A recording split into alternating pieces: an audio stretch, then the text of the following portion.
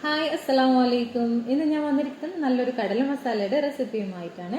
അതിനായിട്ട് ഇതാ കടല എടുത്തിട്ടുണ്ട്. ഇതിപ്പോൾ ഞാൻ രാവിലെ കുതിർത്ത് വെച്ച കടലയായിരുന്നു. വൈകിട്ടാണ് വേവിക്കാൻ വേണ്ടി എടുത്തിട്ടുള്ളത്.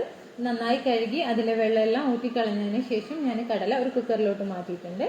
ഇനി കടല വേവിച്ചെടുക്കാൻ ആവശ്യത്തിനുള്ള വെള്ളവും കൂടി ഒഴിച്ചു കൊടുക്കുന്നുണ്ട്. ഞാനിപ്പോൾ കടല മുങ്ങിക്കെടുക്കും പാകത്തിനാണ് വെള്ളം ഒഴിച്ചു കൊടുത്തിട്ടുള്ളത്. ഇനി അതിലോട്ട് ആവശ്യത്തിന് ഉപ്പും കൂടി ചേർത്തു. ഇനി നമുക്ക് കടല വേവിച്ചെടുക്കാം. ഞാനിപ്പോൾ ഫുൾ ഫ്ലെയിമിൽ 2 വിസിലും ലോ ഫ്ലെയിമിൽ ഒരു 4-5 വിസിലും കൂടി വരുത്താം. അങ്ങനെ എത്രയാകുമ്പോഴേക്കും കടല നന്നായി വെന്ത് കിട്ടും.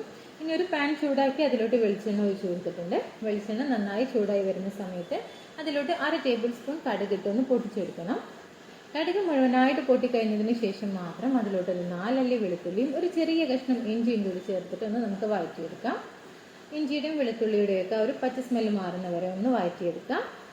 ഇനി ഇഞ്ചി വെളുത്തുള്ളി പേസ്റ്റ് ആണെങ്കിൽ ഒരു 1/2 ടേബിൾ സ്പൂൺ അത് ചേർത്താലും മതി. ഇനിയിപ്പോൾ ഞാൻ ഇതിലോട്ട് കുറച്ച് കറിവേപ്പിലയും കൂടി ചേർത്ത് കൊടുക്കുന്നുണ്ട്. ഇതും കൂടി ചേർത്തിട്ട് നന്നായിട്ടൊന്ന് പച്ച സ്മെല്ല് മാറുന്നവരെ ഒന്ന് വഴറ്റിയെടുക്കുക.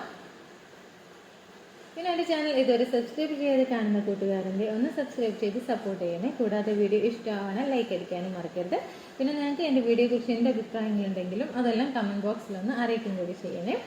ഇപ്പോൾ ഇത് ഇഞ്ചിയുടെയും വെളുത്തുള്ളിയുടെയും പച്ചമണമെല്ലാം മാറി വന്നിട്ടുണ്ട്. ഇനി ഞാനിപ്പോൾ ഇതിലോട്ടൊരു സവാള പൊടിയായി അരിഞ്ഞിട്ടുള്ളതാണ് അത് ചേർത്ത് കൊടുക്കുന്നുണ്ട്. സവാള അതുപോലെ ചെറുതായിട്ട് കട്ട് ചെയ്തെടുക്കണേ, കുനുകുനാന്ന് കട്ട് ചെയ്തെടുക്കാം. ഇനി സവാളയും കൂടി ചേർത്തിട്ട് നമുക്കിതൊന്ന് വഴറ്റിയെടുക്കാം. കുറച്ച് സമയം ഒന്ന് വഴറ്റിയെടുത്താൽ മതി. ജസ്റ്റ് ഒന്ന് വഴന്ന് വന്നാൽ മതി. ഒന്ന് വഴറ്റിയെടുത്തതിന് ശേഷം ഇനി നമുക്ക് ഫ്ലെയിം ഒന്ന് കുറച്ച് കൊടുക്കണം.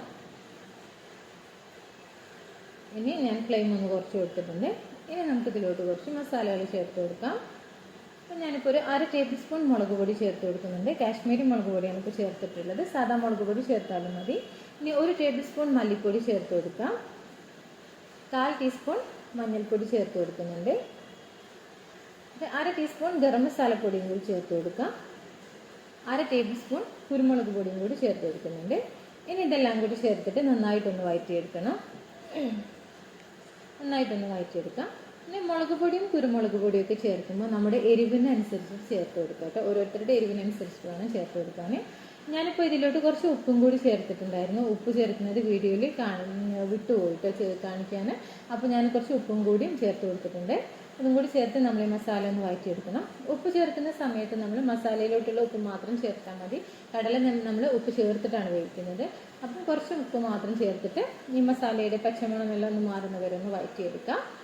അപ്പം പച്ച സ്മെല്ലെല്ലാം മാറി വന്നിട്ടുണ്ട്. ഇനി ഞാനിപ്പോൾ ഇതിലോട്ട് നമ്മൾ വേവിച്ച് വെച്ചിട്ടുള്ള കടല ചേർത്ത് കൊടുക്കുന്നുണ്ട്. കടലയും കൂടി ചേർത്തിട്ട് നമ്മളിത് നന്നായിട്ടൊന്ന് മിക്സ് ചെയ്തെടുക്കുക. അപ്പോൾ നന്നായിട്ട് മിക്സ് ചെയ്തെടുക്കുക. ഇത് നമ്മൾ രാവിലെ ചപ്പാത്തിക്കൊക്കെ ആണെങ്കിലും ചപ്പാത്തിക്കും പുട്ടിനും അല്ലെങ്കിൽ ഈവനിങ് സ്നാക്കായിട്ടൊക്കെ നമുക്ക് കഴിക്കാൻ പറ്റിയിട്ടുള്ള ഒരു അടിപൊളിയാണ് കേട്ടോ ഈ കടല മസാല എന്ന് പറയുന്നത്. ഈവനിങ് സ്നാക്കായിട്ട് നമുക്ക് വൈകുന്നേരത്തെ ചായക്കൊക്കെ നല്ല കട്ടൻ ചായയുടെ കൂടെയൊക്കെ കഴിക്കാൻ പറ്റിയിട്ടുള്ള ഒരു അടിപൊളി ഒരു സംഭവമാണ് കടല മസാല എന്ന് പറയുന്നത്. വളരെ എളുപ്പത്തിൽ തന്നെ നമുക്ക് ഉണ്ടാക്കിയെടുക്കാനും പറ്റും. ഇനി മസാലയും കടലയും കൂടി നമ്മൾ നന്നായിട്ട് മിക്സ് ചെയ്തെടുക്കണം. നന്നായിട്ട് മിക്സ് ചെയ്ത് കഴിഞ്ഞാൽ നമ്മുടെ കടല മസാല റെഡി ആയി കഴിഞ്ഞാൽ അടിപൊളി ടേസ്റ്റ് ആയിട്ടുള്ള നമുക്ക് എളുപ്പത്തിൽ ഉണ്ടാക്കാൻ പറ്റുന്ന ഒരു വിഭവമാണ്. അപ്പോൾ ഇത്രയേ ഉള്ളൂ, നമ്മുടെ കടല മസാല റെഡി ആയി കഴിഞ്ഞു. അപ്പോൾ ഇന്നത്തെ വീഡിയോ എല്ലാവർക്കും ഇഷ്ടമായെന്ന് വിചാരിക്കുന്നു. പുതിയ വീഡിയോയുമായിട്ട് നമുക്ക് വീണ്ടും കാണാം. അതുവരേക്കും അസ്സലാമു അലൈക്കും.